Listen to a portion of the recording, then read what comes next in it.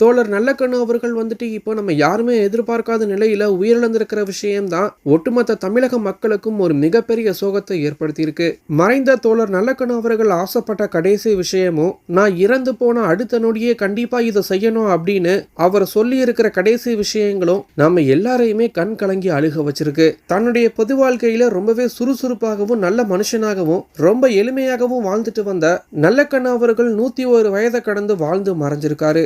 வயது மூப்பின் காரணமாகவும் வேறு சில உடல்நிலை காரணங்களாகவும் ரொம்பவே மோசமான உடல்நிலையோட தான் ஓய்வுல இருந்துட்டு வந்தாரு. இதுல நல்லக்கண்ணு அவர்களுக்கு ஓய்வுல இருக்கும் போதே சிறுநீர் கழிப்பதுல குறைவு ஏற்பட்டதுனாலையும் கடுமையான மூச்சு திணறல் காரணமாகவும் கடந்த 1ஆம் தேதி அன்னைக்கு சென்னை அரசு ராஜீவ்காந்தி மருத்துவமனையில அனுமதிச்சாங்க.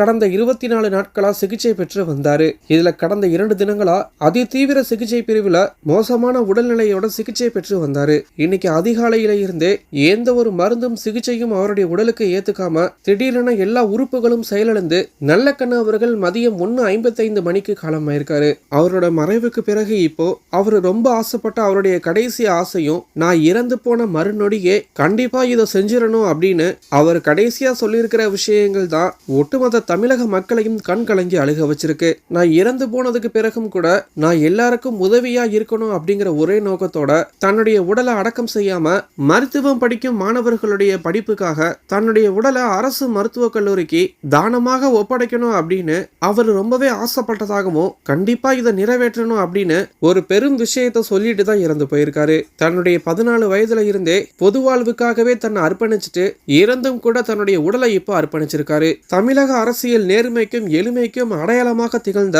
நல்லக்கண்ணு அவர்கள் வந்துட்டு 100 ஆண்டு காலம் போராட்ட வரலாற்றை கொண்டவர். தன்னுடைய வாழ்நாள மக்களுக்காக அர்ப்பணிச்ச ஒரு மகத்தான ஒரு நல்ல மாமனிதர் தான் நல்லக்கண்ணு அவர்கள். நேர்மைக்கும் பொது வாழ்வு தூய்மைக்கும் இலக்கணமா வாழ்ந்த ஒரு மிகப்பெரிய சகாப்தமே இப்ப முடிவுக்கு வந்திருக்கு. அதிகார பலமும் பணமும் அரசியலை தீர்மானிக்கிற இந்த உலகத்துல எளிமை அப்படிங்கிற ஒரு வலிமையான ஆயுதத்தோட இன்னைக்கு அவர் மறைஞ்சிருக்காரு. ஆனா அவர் உயர்த்தி பிடிச்ச அறம் சார்ந்த அரசியல் அப்படிங்கிறது எவ்வளவு காலங்கள் ஆனாலும் நம்மளோட தான் இருக்கும். ஆனா இதை எத்தனை அரசியல்வாதிகள் கடைபிடிக்கிறாங்க அப்படிங்கிற விஷயம்தான் ஒரு கேள்விக்குறியா இருந்துட்டு இருக்கு. மக்களுக்காகவே வாழ்ந்து மறைஞ்ச நல்லக்கண்ணு அவர்கள் பத்தி உங்களுடைய கருத்துக்களை கீழே இருக்கிற கமெண்ட் பாக்ஸ்ல போஸ்ட் பண்ணுங்க.